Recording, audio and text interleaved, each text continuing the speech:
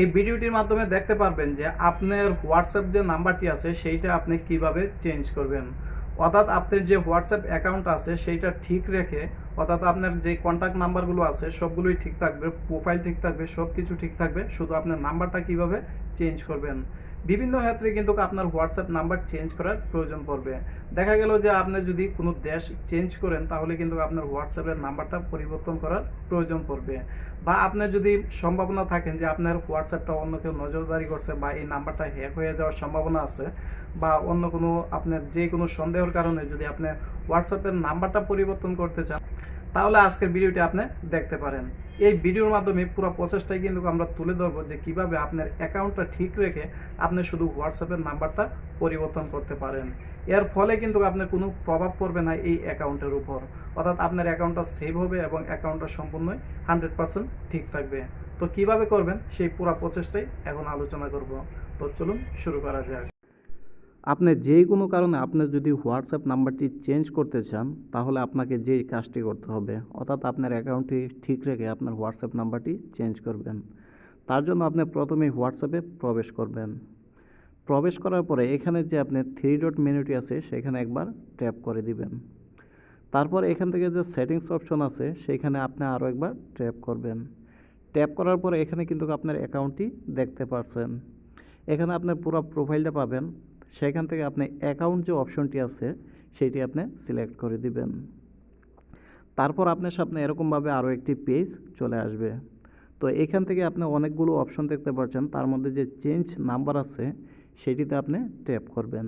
এখানে আরও একটি অপশন আছে ডিলেট মাই কন্ট্যাক্ট, ওইটাতে করার দরকার নাই, তাহলে কিন্তু আপনার অ্যাকাউন্টটি ডিলেট হয়ে যাবে।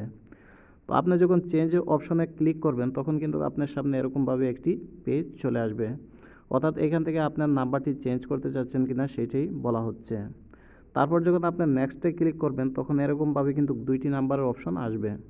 তো প্রথমে উপরে যে নাম্বারটি আছে সেটি হলো আপনার পুরাতন নাম্বারটি, অর্থাৎ যে নাম্বারটি দিয়ে আপনার অ্যাকাউন্টটা খোলা আছে ওই নাম্বারটা।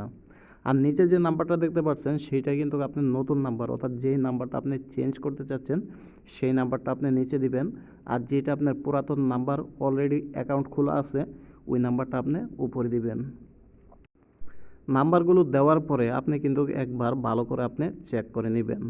তো এইখানে যে আপনার তীর চিহ্নের মাধ্যমে আপনাকে দেখাচ্ছি যে উপরের নাম্বারটা কিন্তু আপনার যেই নাম্বারটা দিয়ে অলরেডি অ্যাকাউন্ট আছে সেইটা, আর নিচেরটা হলো যেটা দিয়ে আপনি খুলতে চাচ্ছেন।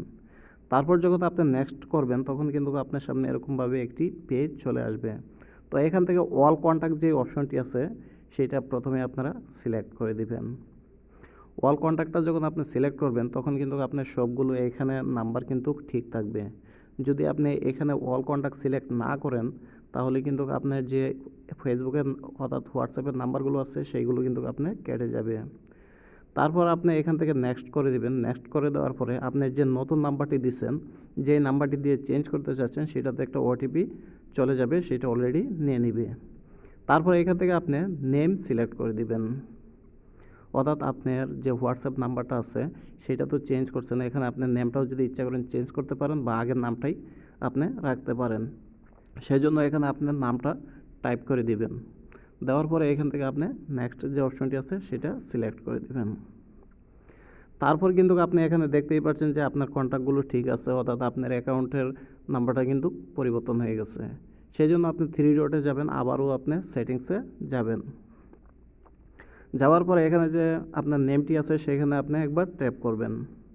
তো এখানে দেখতেই পাচ্ছেন আপনার অ্যাকাউন্টটা কিন্তু ঠিক থেকে, অর্থাৎ আপনার যে এখানে নাম্বারটা সেটা কিন্তু অলরেডি চেঞ্জ হয়ে গেছে। এখান থেকে কিন্তু আপনি প্রোফাইল পিকচারটা ইচ্ছা করলে চেঞ্জ করতে পারেন বা আপনি যে কোনো একটা প্রোফাইল পিকচার আপনি রেখে দিতে পারেন, দিয়ে দিতে পারেন। তো এখানে দেখতেই পাচ্ছেন যে আপনার পুরো নাম্বারগুলোই কিন্তু আপনার ঠিক আছে, কোনো নাম্বার কিন্তু কেটে যায়নি বা ডিলিট হয়ে যায়নি, অর্থাৎ আপনার নাম্বারগুলো ঠিক আছে, আপনার শুধু মোবাইল নাম্বারটা চেঞ্জ হয়ে গেছে। যদি ভিডিওটি ভালো লেগে থাকে তাহলে অবশ্যই চ্যানেলটি সাবস্ক্রাইব করে দিবেন।